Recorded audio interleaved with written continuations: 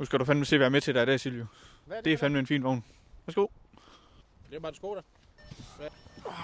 Der er noget, der bliver med mig. Lad os vinde for, det er 16 gulv.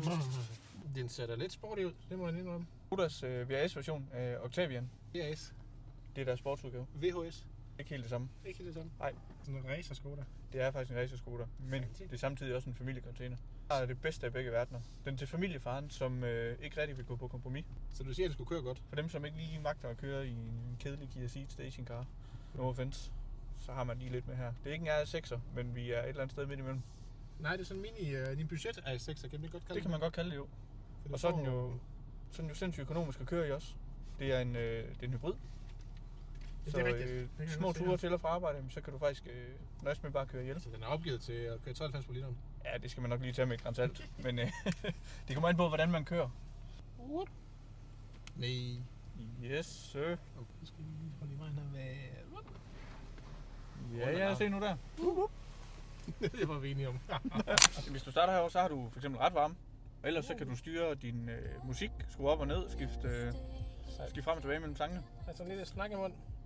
Over i højre side her, men der har du kontrollen over displayet heroppe foran dig. Så kan du eksempelvis sætte GPS'en til, og du kan se, hvor den nærmeste McDonald's ligger. Det er vigtigt. Ej, den ligger sådan lige der. præcis. Adaptiv fartkontrol hernede, så du kan sætte din hastighed, og den selv følger bilen foran dig, så du ikke skal ligge og bremse og accelerere hele tiden.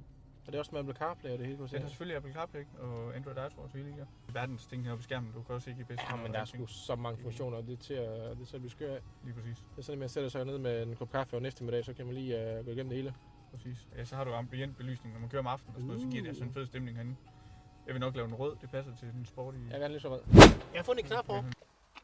Prøv at trykke på den. Der er noget, der sker der om bagved. Der er noget, der sker om bagved. Nej. Det er ikke spoileren. Det er ikke spoileren, du. Nej, det er jo bare bagagerummet. Downforce. Ja. Er det ikke noget, man kan lukke den på nøglen også? Der er sat med en fin plads i den. Det er fandme nemt, når man står med indkøbsposerne i hånden, og man ikke lige har hænder fri til det. Og så prøv lige at vinde for at tage et kig på sæderne en gang. Er det ikke fedt? Det er læder Alcantara. Sportssæder med carbon trim i midten. VRS-logoet på her. Og selvfølgelig så har du Isofix på passagersædet, hvis du skal have en bedre med. Memory-funktion hernede, hvor du kan indstille til, hvis både dig og konen kører i den. Men der er sgu også fint havn bagved, hva'? Det er sgu mere end rigeligt, det her. Det er det samme...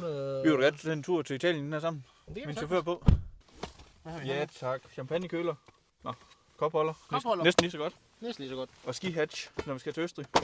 Eller hvis man skal have fat i nogle bajer om bagved. Ja, tak. Så er vi sædevarme her om bagved også. Nej, det er faktisk rigtigt. Det er fandme fint. Og klima også. Og lige til en bitte cigar, hvis man er til det. Det er man ikke til. Nej. Vi er på video, Silvio. Det er rigtigt.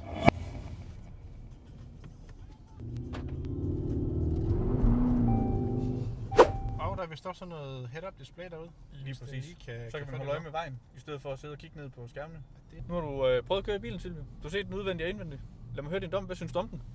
Ja, man må sige, at han er lidt imponeret. Hvem havde troet, at det er en Skoda, der godt kunne være lidt sjov og spændende?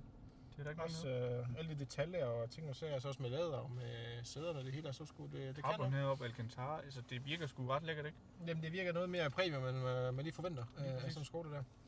Jeg synes, den er godt skruet sammen. Det lyder som om, jeg har fået overtalt til den. Det er i hvert fald... Skal vi gå hjem og kigge på papirerne?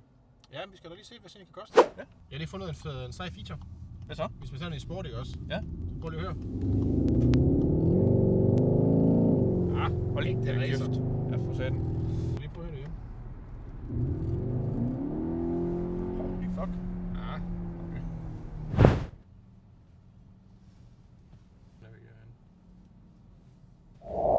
Jamen det er sgu en fin vogn. Ja, godt. Hvad koster den?